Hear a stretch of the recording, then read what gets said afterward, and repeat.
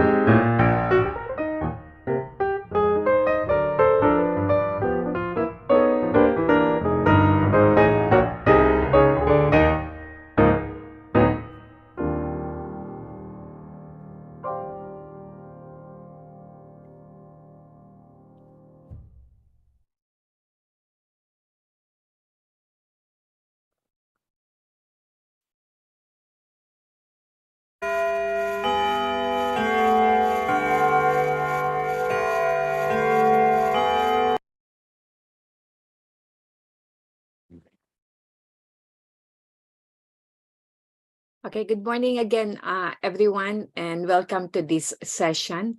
I'd like to read the House rules once again. Okay. We will let the speaker finish his presentation first before we entertain questions.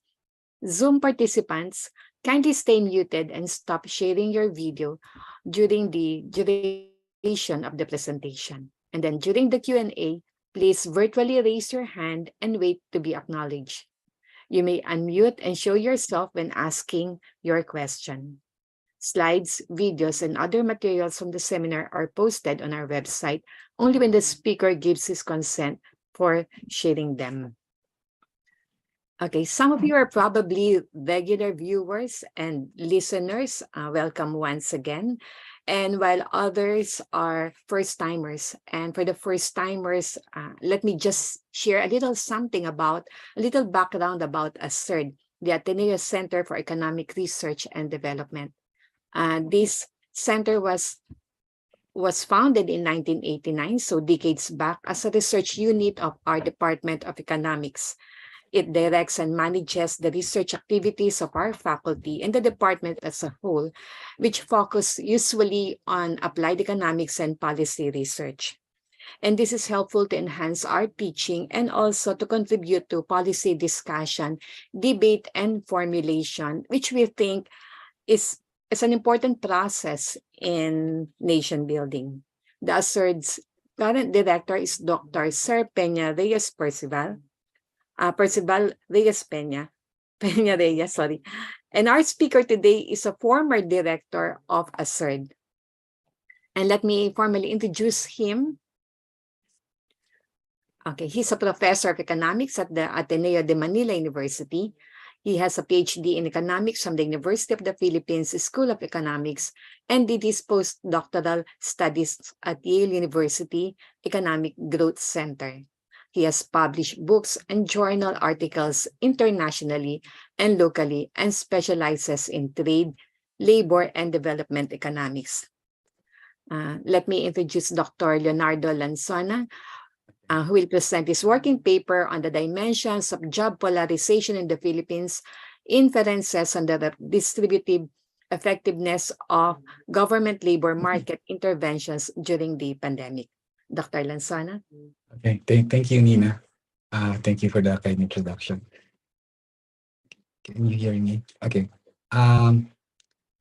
The paper, as Nina mentioned, is still a work in progress, and the idea is that I would like to, as much as possible, try to get as much comments from you as I try to complete the paper. A lot of these are basically just observations of certain things that I was able to gather from the data. So let me share my screen right now.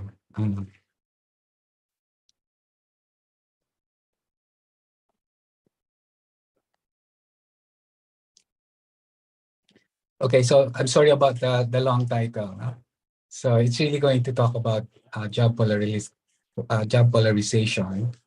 and how it can be used to assess if the effectiveness of certain government policies. No? So hopefully, the idea is to create some kind of monitoring system, no, for certain government programs. So the outline of the paper is to first provide the background and introduction, and then I'll be presenting a very short theoretical framework because I'm going to sort of create certain variables that would be needed for my analysis. And then the empirical approach discusses the measure of polarization that I'm going to use and the different issues and potential trade-offs that can occur given this particular measure. And then after that, be talking about the data and the results that I was able to get. And then finally, the conclusion and policy directions. Okay, the background. No? So the background is really about COVID. No? So during the pandemic, the government introduced a series of subsidies intended to support the middle class, the middle income class workers. No?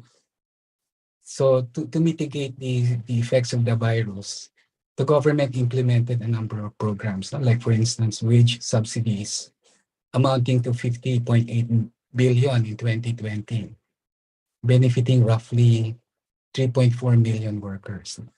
So to avail of the subsidy, the affected workers will apply for the program through their companies. No? And then their employers will submit the application and supporting documents to the Department of Labor. And then once it's approved, the cash assistance will be deposited to the worker's payroll account. No? So in effect, it's like a salary increase, the way it has been set up. No? At the same time, they introduce key programs, no, to allow the temporary adjustment of salaries and benefits intended to support the existing number of workers, no, while trying to keep them employed. No? A number of workers, as we know, were laid off, no? Mainly because their firms have actually closed also. Yet at the same time, because of these government programs, somehow the situation was uh, resolved. I mean that the effects were not that much as a result of these programs. Now these redistributive programs are quite different, no, from the more conventional poverty alleviating programs that the government used to have. No? Because previously most of the government programs were really targeted were targeted towards reducing poverty. It seems that it's a rather rare occasion for the government to target the middle income workers. Nonetheless, while it might seem rare, it's actually seems consistent to the, I don't know if you've heard of this NEDA plan, no? The Ambition 2040, which envisions a predominantly middle income society with no poverty. And this particular program uh, underpin a lot of these so-called Philippine development programs. No? And according to NEDA, this comprehensive program aims to achieve a more equal distribution of income by 2040. So the general idea is that while these redistributive programs would seem rather rare, it's somewhat consistent with the general direction that the government is taking. So the objectives of the study is to examine if these, middle class targeted programs are consistent with the more general vision of distribution. Are we really able to achieve greater distribution because of these programs? So in doing so, in trying to understand this, the paper will aim to highlight the role of labor polarization that was felt during the pandemic. I mean, before the pandemic, and was even accelerated during the pandemic. The labor polarization phenomenon is found in almost all countries, especially the developed ones. It has been observed that because of the digital transformation, that there seems to be an increased employment of low-skilled workers, along with the rising demand for high-skilled workers. At the same time, there was a declining demand for middle-skilled workers. So the literature seemed to have pointed that the reason for this, it was attributed to the what they call skill-based technological change. At the same time, also in developed countries, they were outsourcing the middle level jobs to developing countries. So the technology as well as international trade were seen as the reasons for this phenomenon. And at the same time, because of this labor polarization, they also observe what is referred to as wage polarization. So the wages of workers diverge into two or more distinct groups with little overlap in the middle. So there was a polarization such that most of the work was concentrated on the low skilled and the high skilled. And at the same time, the wages seem to have collapsed also to these groups. No? So this involves a significant gap in the highest and lowest earners, with a smaller share of workers receiving higher wages. I mean, receiving high wages, with the majority receiving low. I mean, there was a middle income class of workers. Some of them were getting wages, but the majority seemed to be receiving very low and stagnant wages. So these two, this if the reason for these changes is because of the digital transformation, then there should be no disagreement between labor polarization and wage polarization. I mean, they should go hand in hand. No? However, if the government intervenes, it's possible that there might be a different movement. No? The wage polarization might go down, especially if the government is targeting the middle income workers. So these two, labor employment and wages, are two independent variables. No? So in fact, you would expect that they will diverge most of the time. No? But in the literature, when they talk about labor polarization, usually they come hand in hand, because the main reason is really the technological change. So what the paper is trying to do is to figure out if the same thing is observed in the Philippines. Do we have the data to show that there's also labor polarization and wage polarization in the Philippines? Um, So the idea is that the link between labor polarization and wage polarization could have been severed by the presence of government subsidies, no, aimed at reducing wage polarization. And the connection between wage polarization and wage inequality is quite complex. No?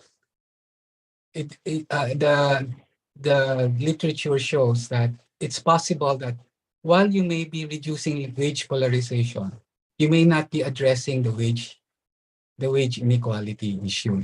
In other words, the goal of redistribution may not necessarily be achieved.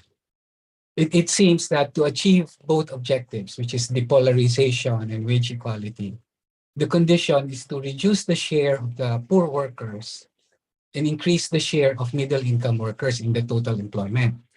But the problem is, if much of the funds that were intended for the poor are given to the middle income, it's possible that you will, instead of increasing the middle income, you're just going to raise the share of the poor workers in the total employment, because you're not giving them enough subsidies. If most of the subsidies are going to the middle income.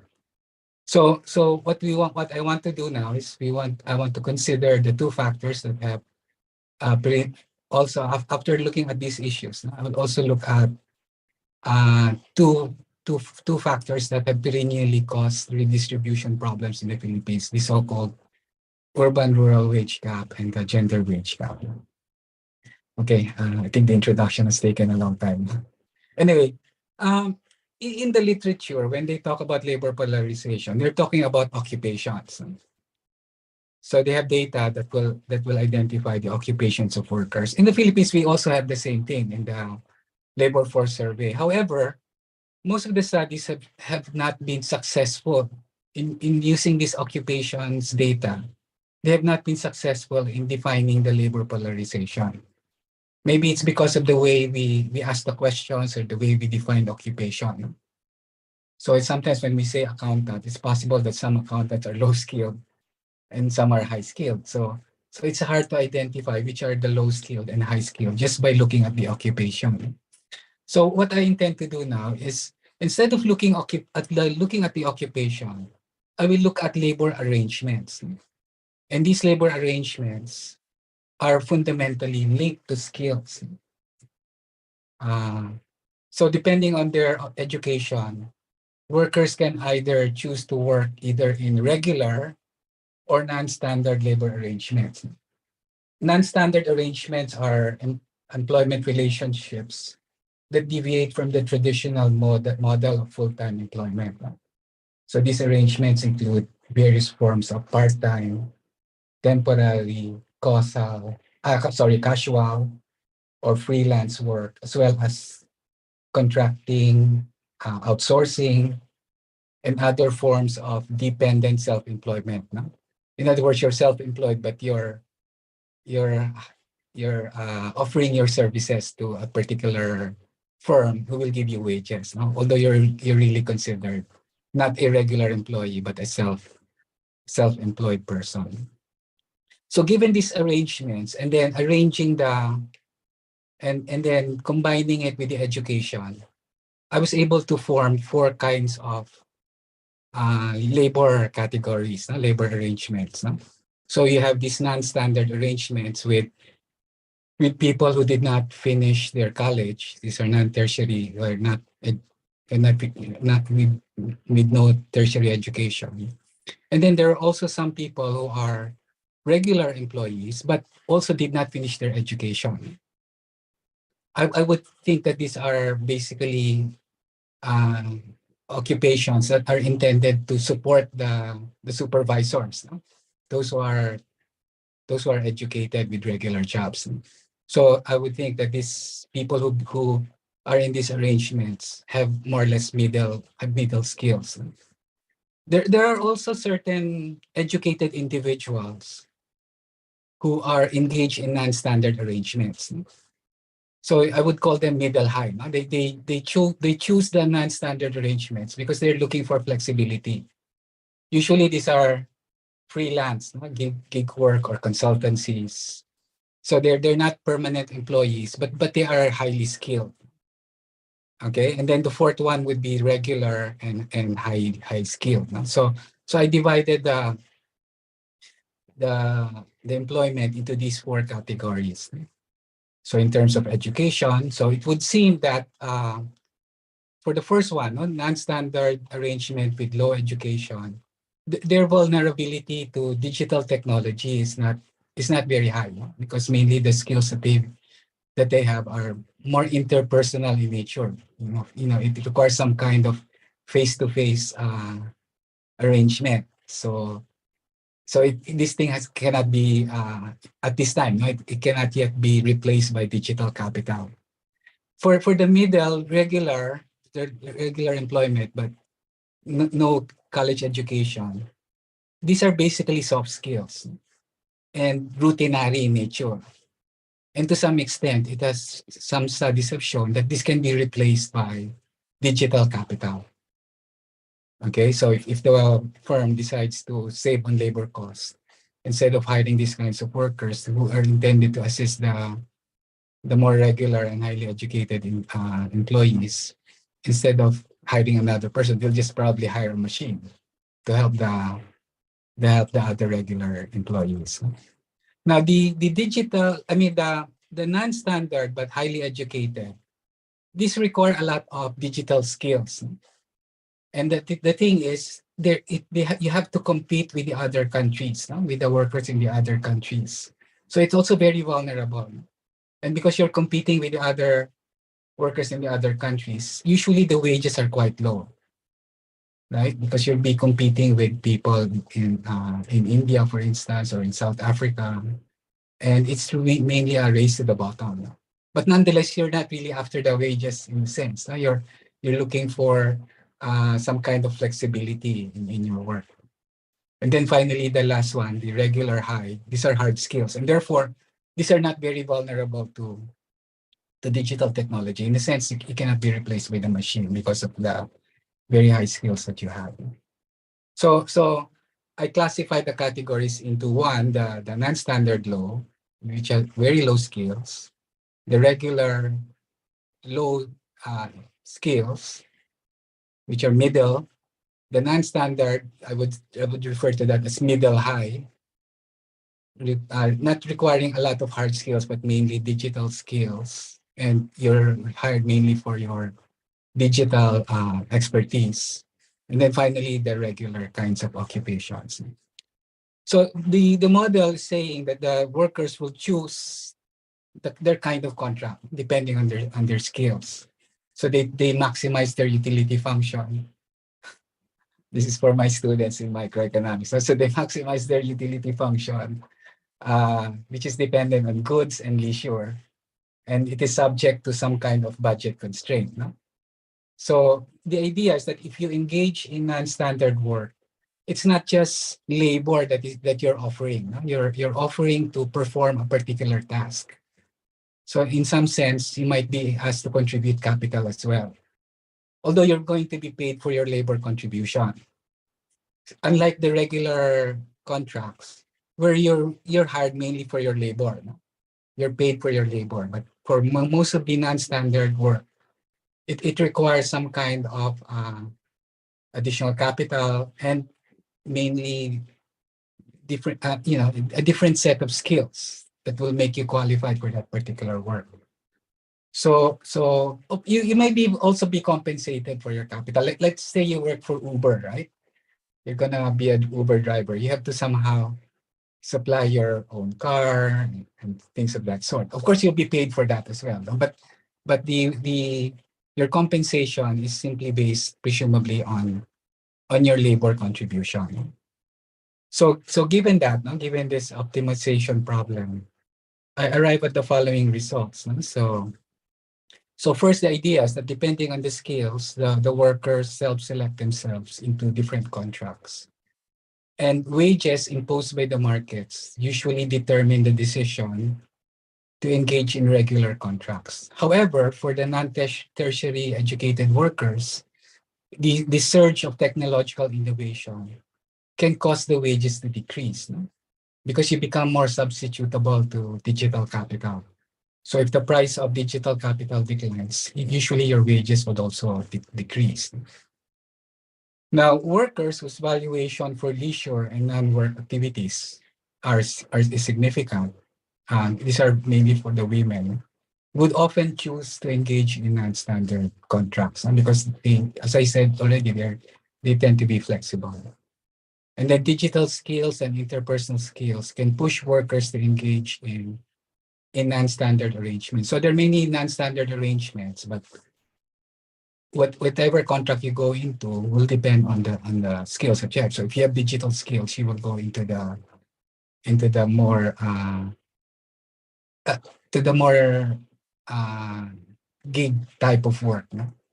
That's found in online platforms. But if you don't have much skills and your basic skill is just interpersonal skills, you will go into the non-standard low skilled category. So so while self-selection plays a key role in determining contracts, the individuals in some circumstances can be underemployed, no? If these contracts, due to factors such as labor market conditions, the pandemic, discrimination, and so on, it's possible that uh, individuals can turn to non-standard arrangements to leverage their skills if it involves taking more risk and uncertainty. So, in other words, they will choose a contract that may not necessarily be matched to their skills, but if it's given the different conditions, and therefore they can be in a sense what we call underemployed. So to some extent this could explain why there's so much underemployment in currently. Now, if skill-based technology were the only factor affecting the labor market, as I said, no, then labor polarization, according to the model, no, labor polarization and wage polarization follows the same pattern. No? However, because wages and employment are determined independently, it's possible also that these two movements may not converge. Okay, now what kind of polarization measure will I be using? There are a number of different choices, no, to measure polarization, but I chose the so-called Foster-Wolfson index, which is also quite popular. And the reason why I chose it because the way it's been formulated is exactly what we're trying to look for, no? The relationship between polarization and wage inequality, because it is based on on the Gini coefficient, no? The index itself, when it was constructed, is based on the Gini coefficient itself. So I suppose you're all familiar with the Lorentz curve, no? So which what I have in the graph, no? So the Gini coefficient is the blue area, so that measures inequality. Now the Foster-Wolfson index measures the green area. So you will notice that there are two groups that are being captured, no? The low income or the low skilled and the high skilled only. So if you try to measure, if that area is very high, then the tendency is that there's a high polarization. Okay, you have the so-called 45-degree line, which measures equality, and then you have the median tangent line, no? The black line, the black line that we have here. It measures the median because uh, the the idea is that if the wages are all equal to the median, there should be no polarization. So if you diverge from the median, then there's going to be polarization. So that's how they measure the index. No? So they try to capture the areas. Now notice that the way it is being formulated, it's possible that if your Gini coefficient actually declines, meaning there's more equality, it's possible that there's going to be more polarization. In fact, that's the main point of the people who created this index. They're saying that if the resources of the low income class goes to the middle income class, it could result in greater distribution. However, it could also increase the polarization because now there's more poor. The distribution of the poor groups will now become greater, right? So that's the issue. No? The issue is that it's not enough to reduce the inequality. No? You have to look at its consequences. Is it going to polarize the society or the economy as a result of trying to achieve a more equally distributed equal income distributed economy? Another way to look at the issue is that this was formulated by Ravalion and Chen. No? So they said that the Foster-Wolfson index can also be rewritten this way. No? So you have the piece, the polarization index, and the SW is the so-called Sheshinsky-Sen index of social welfare, no? Which is equal to 1 minus the Gini coefficient. So in other words, if you reduce the Gini coefficient, which means if there's more equality, that increases social welfare. However, according to the way the index has been formulated, it's possible that additional welfare can result in greater polarization. Right? Again, the idea is that as you try to support the middle income class, you might end up with very, very limited resources for the poor. And in the process, you might create more polarization. Okay. Now, the only way to counteract that is that other variable, no? Which is mu L, which is the mean income of the poorer half. So the idea is that as you try to increase social welfare and reduce the income inequality, you must also try to increase the incomes of the poor. So in other words, you should not sacrifice poverty reduction. if you're going to try to achieve income distribution and increase social welfare. That's the idea behind it. It's possible that there will be a convergence, but the convergence comes when the poor is not being sacrificed from your redistributive programs. So according to Raballon and Chen, to be able to achieve both depolarization and equality, you must somehow shift the Lorentz curve so that it gets closer to the 45-degree line, the line of equality. But at the same time, you have to make sure that the share of the poor gets to be lower while you're trying to achieve increased social welfare and greater equality. You must try to reduce the number of poor at the same time. That's the only way, given this index, that's the only way in which the two objectives of depolarization and wage equality could be achieved at the same time. Okay, so that's basically what this equation is all about. No? So this means that equalizing transfers, no? When you give subsidies to the middle class, it should result in a lower share of the lower income group. No? In other words, you should get resources from the higher income group, not get the resources from the lower income group. You should tax the rich so that you will help the middle income. That's basically the best way to achieve both objectives. Okay. However, it would seem that during the pandemic, this is not feasible, no?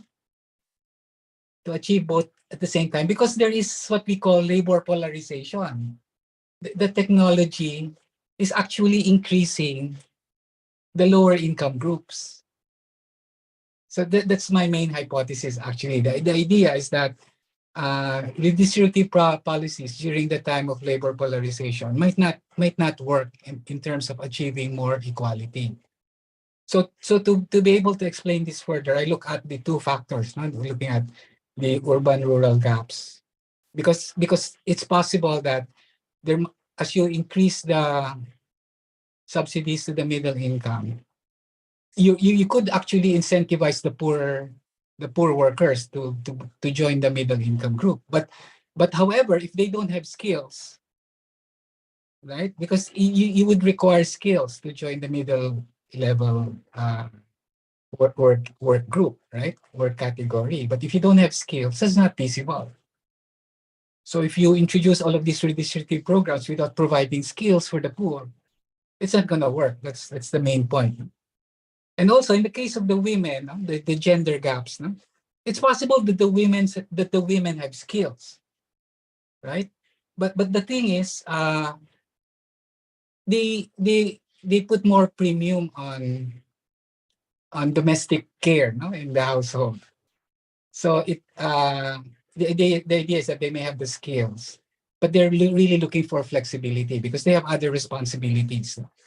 So what seems to be more important is that you provide them with social protection, right? So the idea is that apart from the wages itself, you provide them with assistance for uh, child care, for health.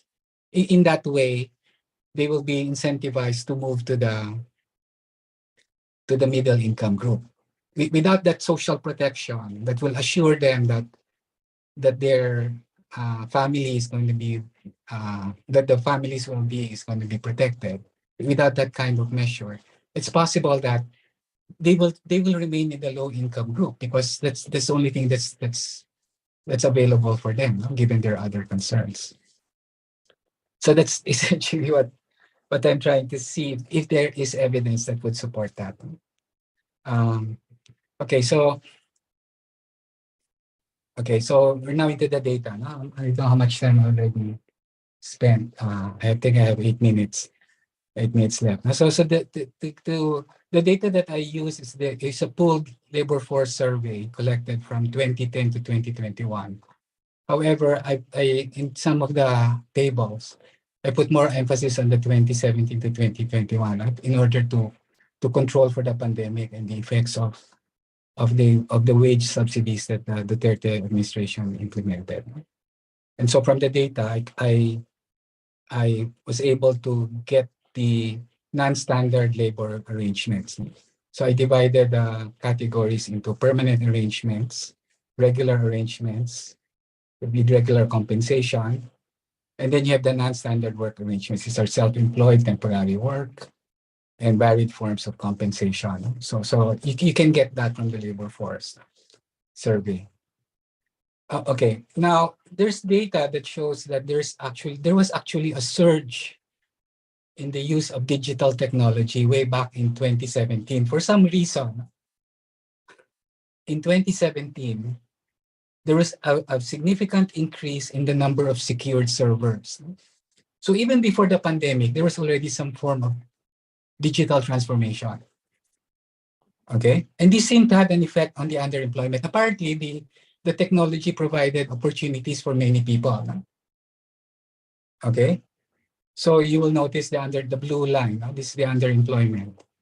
It actually fell, but then it started to increase again during the pandemic. Now, during the pandemic, the technology continued to improve. There were more servers that were available to the workers. So the idea is that the pandemic actually accelerated the digital transformation. If you look at the unemployment, this is a year-to-year comparison. So there seems to be very, very limited change. But of course, if you're going to look at the monthly data, there are more fluctuations.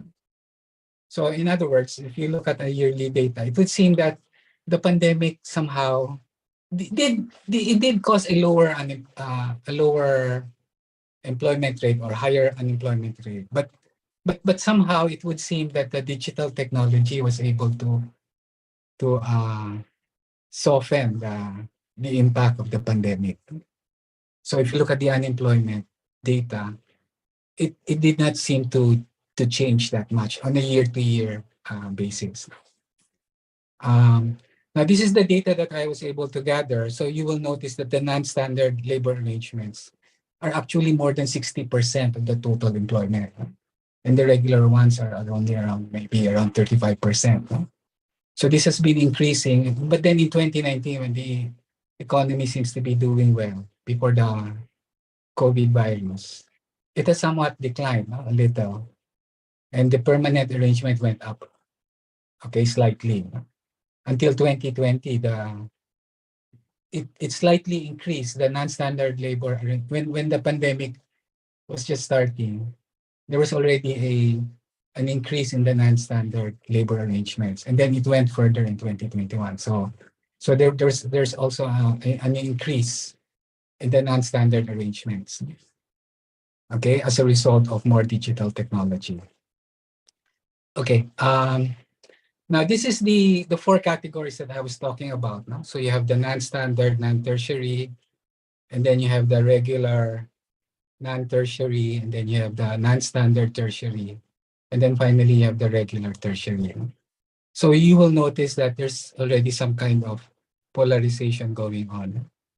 This is the share of labor employment by contract. No? So it seems to be something like this.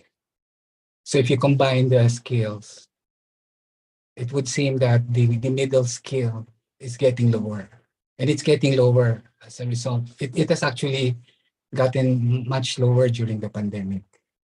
So it would seem that the data that I have is able to come out with the labor polarization that's been observed in many countries. No? So this thing is not anything new, but the problem is the data. But apparently, if you're able to collect data on contracts, you might be able to find some kind of labor polarization going on. However, you will notice that this is rather counterintuitive. There was a pandemic. There was a lockdown. The economy was weakening, and yet you will notice that the wages are increasing. No? Both for all the contracts, right?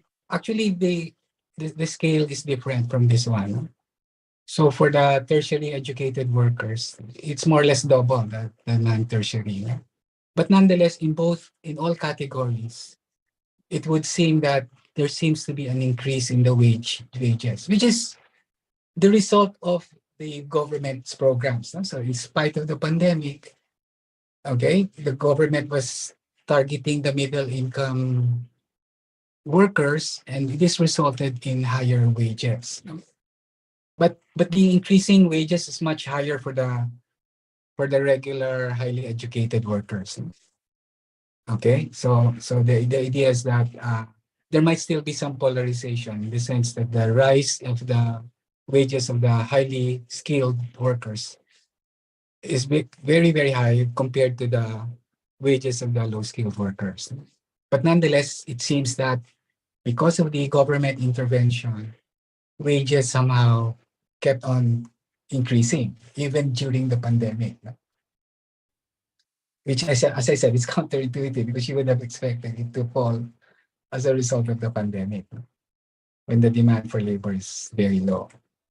Okay, so this is the index that I have. So this is based on the Foster-Wolfson index. So you will notice that the wage polarization has actually started to decrease in 2017. No? If you remember, in 2017, there was a surge of digital technology. At the same time, there was also an increase in labor polarization, right? So in 2017, of course, this is just a correlation.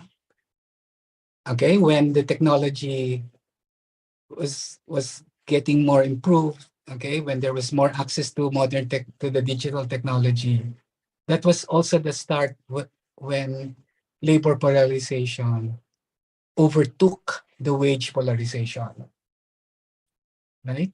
Now the thing is, if it's due to the technology, wage polarization should have also gone up, no? As I said, no, based on the literature and based on the model that we have.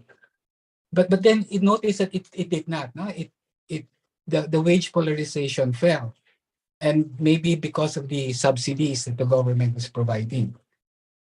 Okay. However, if you look at the wage Gini, no, the wage inequality, it has not gone down, which was the objective of the wage subsidies to make sure that there's this equal distribution in terms of the wages.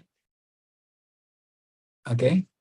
So it would seem, therefore, that because of labor polarization, the wage subsidies has resulted in a greater share for the poor skilled workers, the share of the poor skilled workers, which we have seen here, seems to have increased. And therefore, it sort of defeated the main purpose, which is wage equality.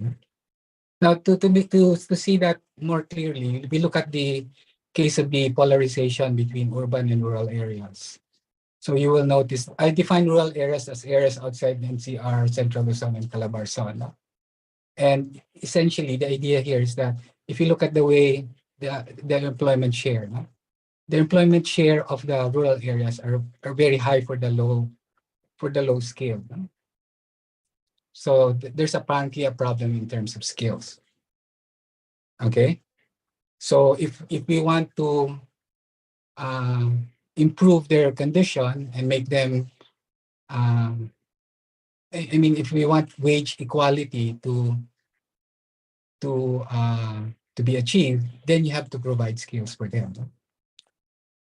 In terms of the wages, there's even a greater divergence. Apparently, the wage subsidies were helping mostly the urban workers, because that's basically where the middle income working class are found. So the subsidies were in a way helping everybody, but it favored more the workers in the industrial areas, in the urban areas, as shown in this particular graph. So there was in fact even a greater wage gap between the rural areas, urban and rural areas. So you will notice, so this again the Foster-Wolfson index. You will notice that in the rural area, the rural area would have more wage polarization, and they would also have more work polarization. right? And it actually increased during the pandemic. These are the pandemic years. No? So the polarization became even worse in the rural areas. No? In the urban areas, wage polarization actually fell, no? During the pandemic. Again, because of the subsidies. I was saying that maybe it favored the urban areas more. Okay. And but nonetheless, work polarization continued to remain high. So in other words, there were while they were giving these subsidies, a number of people were probably being laid off, and they now joined the lower income groups, right? So in other words, uh, they might have helped the middle income workers, but in the process they raised because there's now greater work polarization during the COVID period. It would seem that a lot more workers were being laid off as a result of those subsidies, and therefore joining the lower income groups. Now, in case of when you look at the genders, no, so you will notice that in terms of work, no, it's both are polarizing, but it's less polarizing for the women. The women apparently, I mean, those who are working, no, the working women apparently have more or less basically the same skills. No? It's just really a matter of preference, which contract that they would join, depending on what they felt were the needs of the family and so on. No? So there's more polarization for the males, but for the females, while there seemed to be some pattern of polarization, it was less polarized. Okay, because in fact the women were joining this they're college educated, but they're joining the non-standard contracts. Maybe they're more involved in the gig kind of work, no? Online labor platforms. So they instead of joining the regular because of maybe because of particular household needs, they decided to join the more flexible type of labor arrangements. So in that case, you might need probably more social protection if you want them to go back to the regular kind of employment. Now, when you look at the wages, it seems that the women are always getting lower, no? Except for the more educated ones. No? For the more educated ones, they're sort of they have more or less, in fact, higher wages than the males. No? But for the rest of the other contracts, the wages of women are lower, even for the same type of skills. So for the same skills, apparently the women are getting lower for some reason. Okay, I have another paper that talked about discrimination, but that's another story. But that's also shown in this particular table. Okay, so okay, this is the last table. So the idea is that you will notice that in terms of work polarization, there's less polarization for the women. In other words, women more or less have basically the same skills. However, when you look at the wage polarization, there's a greater polarization in wages. More women are being paid low than the males. Of course, there are some women are also earning more, but the range of wages are much higher for the women than for the males. So as I said, it's possible that for the same skills, the women are getting lower. So in this situation, it's very, if you're going to just simply provide wage subsidies, it's not going to help in terms of wage inequality. No? I mean, sorry, in terms of reducing wage inequality, because women apparently are treated differently. No? So the idea is that maybe, of course, it has something to do with what they probably prefer to do in terms of what they given their plans for their families and so on and so forth. But the thing is, the government could have provided more support for the more productive women so that they get fair wages and so on. Okay, I guess that's it. No? Um, so the idea is that the conclusion is that there's a divergence between wage equality and wage polarization. And the reason for that is because of the labor polarization that's going on. So if the government were to mandate all companies to pay wages, workers of certain wage, This could help in reducing wage polarization by increasing the wages of low-paid workers. However, if the wages are too high, it could lead companies to reduce their workforce and therefore resulting in greater labor polarization. So we need to rethink, no? Should we go back then, therefore, to just focusing on poverty? Because apparently it may not, I mean, if the goal is redistribution, providing wage subsidies to the middle income class, apparently may seem to be impossible. The findings also indicate that there's this thing called flying geese model, no? That the low-skilled workers will eventually benefit from development, no? As the higher skilled move on to the next run. So apparently, given the flying geese model, there's going to be a lot of training going on. No? So you could start at the low rank, and then you get skilled over time. No? But the finding concerning labor polarization seems to make that particular theory obsolete already. I mean, it's just going to lead to greater and greater polarization given the digital technology.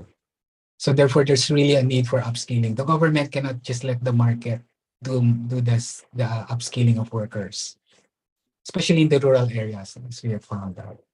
And then finally, aside from skill development, social protection needs to be enhanced. Because you might be skilled like the women, but you're entering into a new environment, right? And therefore, you need a lot of support so that so that there's going to be a lot of uncertainty, especially if you're going to enter gig, the gig work and online platforms. There's a lot of uncertainty in that particular area. So you will need to provide more social protection if you want the more skilled workers to join that particular group. So in the case of women, policymakers must ensure that the workers have access to fair wages and opportunities for advancement. That's it. Thank you. Thank you. That's the end of my presentation. Thank you very much, Sir Butch. We should be the one thanking you for sharing your valuable working paper. Even if it's just a working paper, it appears to contribute a lot of new ideas on how to approach a labor study. Like it proposes a new way of using empirical research to look at labor and wage polarization. And I myself, I found interesting this index that you introduced that puts together this polarization and the Gini coefficient. And I may have a question about that later because it's very interesting. Now, so we open the floor to the listeners, the viewers who may have some question for clarification or for other things you want to be elaborated.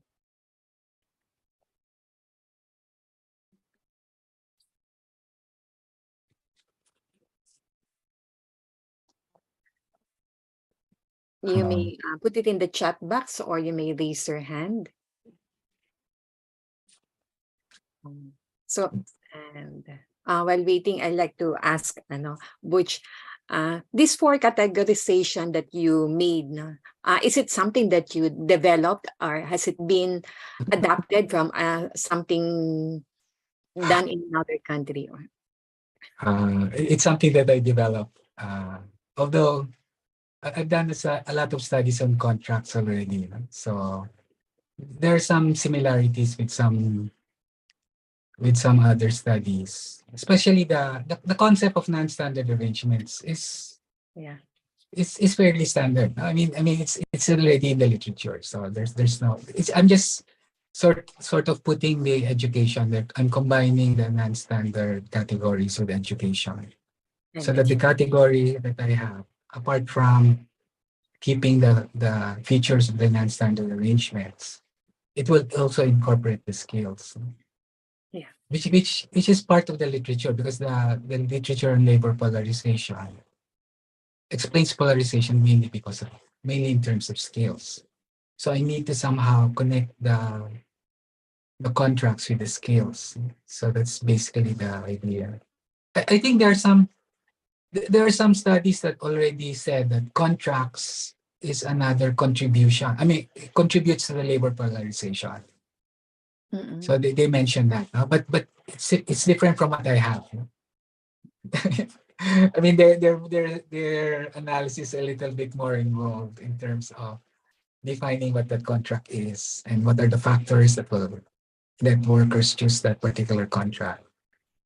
But nonetheless, there's already a literature that somehow links contracts with labor polarization. Okay, I find it novel also, no? And then actually one of the things that you put there under the regular and high, the regular, the fourth categories are the teachers. Well, of course, because we're in the teaching. So, and it says highway. I suppose we cannot be replaced by computers, right? Because the other categories, except for the really low skill, no? Because the really low skill, the non-standard, non-tertiary, they require a lot of eye-hand coordination Mm, type of work. And mm, so far, there's been no machine that could replace that. mm, So the technology are more or less affecting the two other categories, not the very highly skilled, nor the very low skill. So it's really the middle skill that is being reduced or mm. replaced by digital capital. And Okay. that's basically standard already in the literature. And Mm, it would seem that my index are quite high, no, for labor polarization, mm, because 40% is already high. But I'm coming up with around 60. Eh. So apparently there seems to be a lot of polarization in the Philippines. ah, Um, I mean, a lot of the workers are moving into low skilled, even if they have positions before. No, they were just being replaced by digital capital. okay, thank you. Thank you for your answer. Sir Butch, I would like to call Sir Professor Philip Tuanyo, Dean Randy. Yeah. Yeah. Yeah, thank you, Butch, for the presentation. So I think, but I agree with Dr. Bautista Nina that this is very highly, well, this is a very novel paper. No? Sorry, maybe I had missed it in your presentation, but how did you link again the data with regards to industry occupation, skills, and contracts again? So what I basically what's the I just looked at the in the labor force survey, they have these contracts, diba? If you're permanent or not permanent. And then there's also data on how you're compensated, right? So if you're permanent and you're regularly compensated, either monthly or daily, I would consider you regular. And then the rest of the other arrangements that are not permanent and are paid by piece, or some of them are unpaid, things of that sort, I would put them under the non-standard arrangement.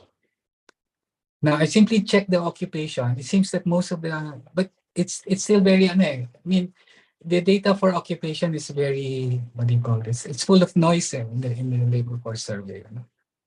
So I decided not to use that, and therefore I just focused on the categories that I made, which is non-standard, meaning non-regular, no regular compensation, and then whether you're educated, whether you're college educated or not, right? And then I divided the regular contracts into also those who have college education and those who did not have college education. but you So had the table But you had the table, Butch, di ba, parang showing occupations in some of yeah, the categories yeah, that you have. So, that's not very I just checked the occupation, and then more or less most of the occupations falling under these categories are something like this. But you would also find teachers in the low skill, things of that sort. So I didn't check the significance anymore. No?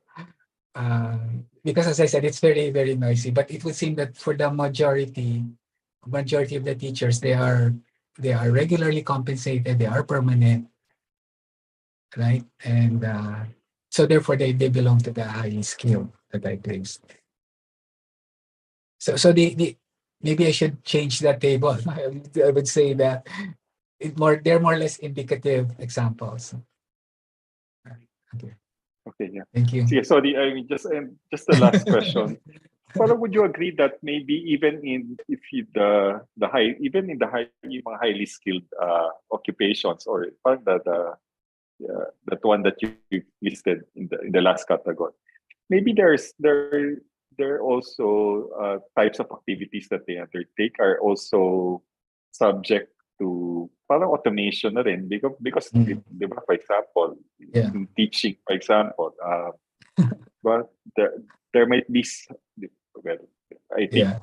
we're referring a bit of chat GPT. I mean, chat GPT can AI, for example, help Yeah. teachers parang instead of maybe getting doing asking our teaching assistants to Yeah. check papers, maybe some automate. I mean, there could be some Yeah. software that can do it anywhere. So there might be some types of activities now within some occupations, even highly skilled occupations, that can also be subject to Yeah. automation, and therefore that could mitigate that Yeah. polarization that you are also discussing. If that is true, then the polarization indices that I was able to calculate would probably not work. Because if in fact digitization is reducing the number of teachers and they might be now falling into the low income group, then the polarization would not be as high as I have calculated it there.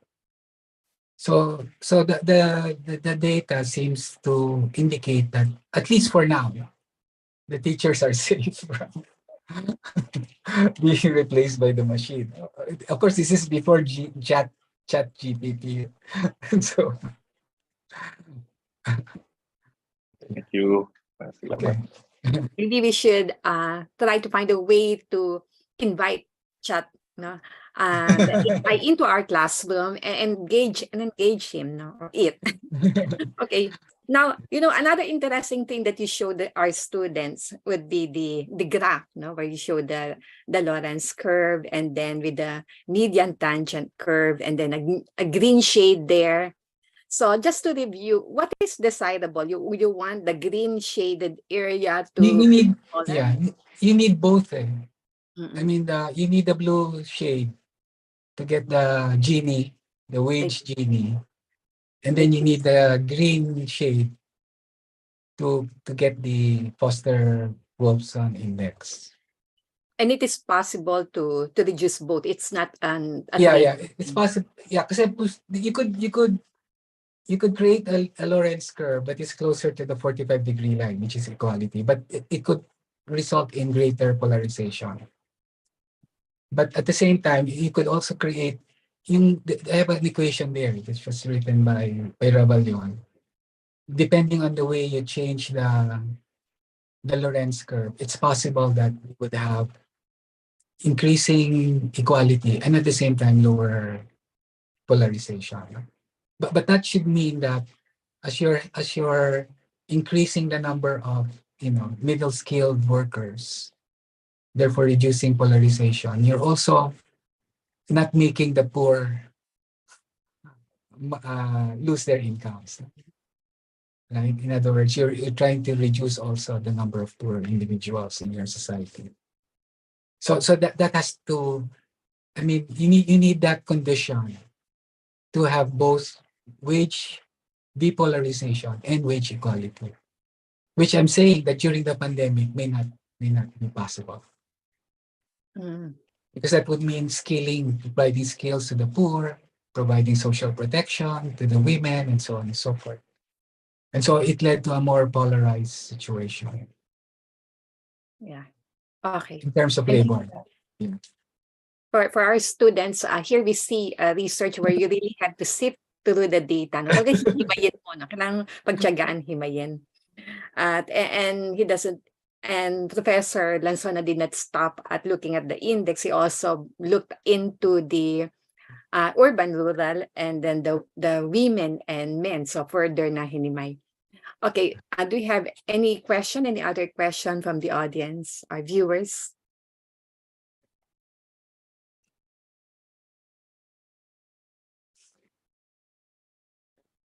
Okay. Wala na. Yung mga students, potential researchers. Okay. Okay. So, one final thing na lang, Dr. Lanzona, is there a result that you got, that you found, that really fascinated you?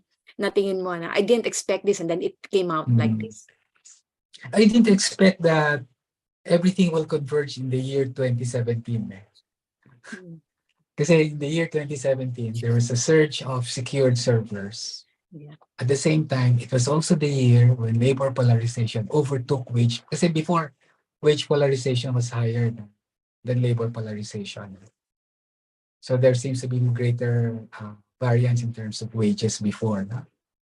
But there's more variance in terms of the work.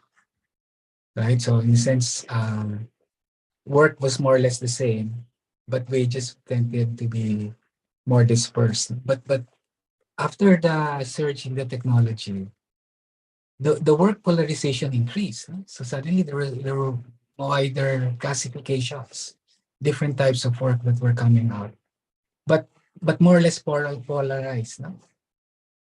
With the income, I mean the middle scale jobs getting smaller, right? And then but then the wages apparently decreased. No? So it seems that while there seems to be polarization, wages are somehow more or less equal, no? Which is rather fascinating. So that's why I needed to analyze it further. No? Why is this thing happening? Apparently, much of the benefits are going into the urban areas. Much of the wages, because that's where you find the middle income group. Eh? So targeting the middle income group will probably help only the urban areas.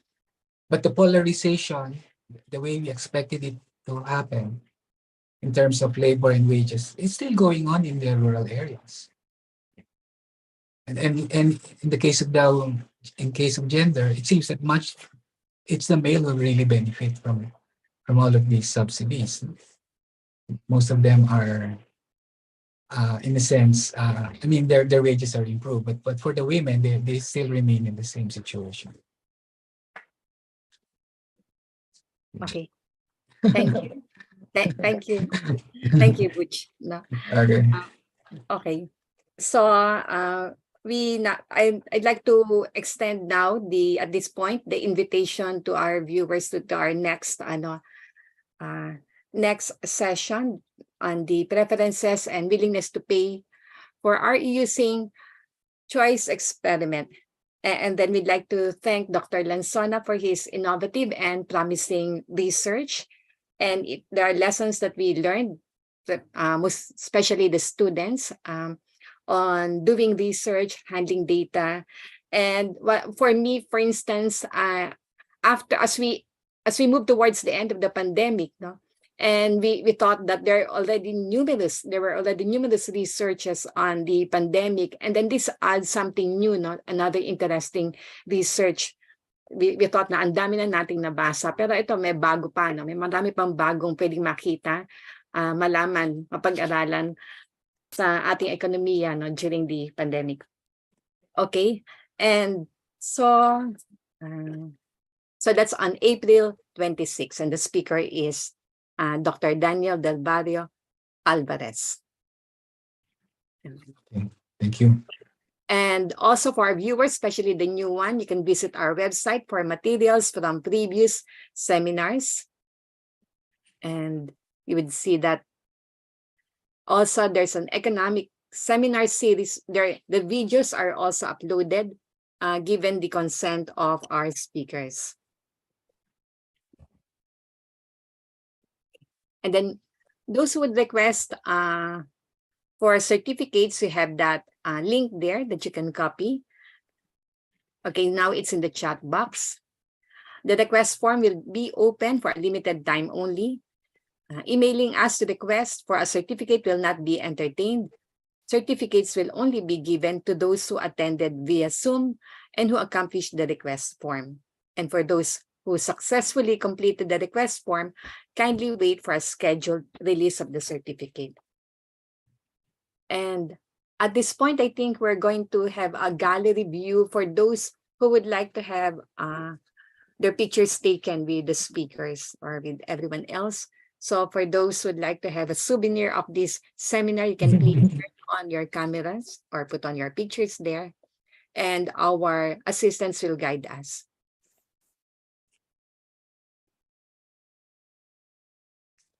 Just waiting for everyone to open their cameras. Okay, seems we're fine. So, 1, 2, 3, another, 1, 2, 3. Thank you.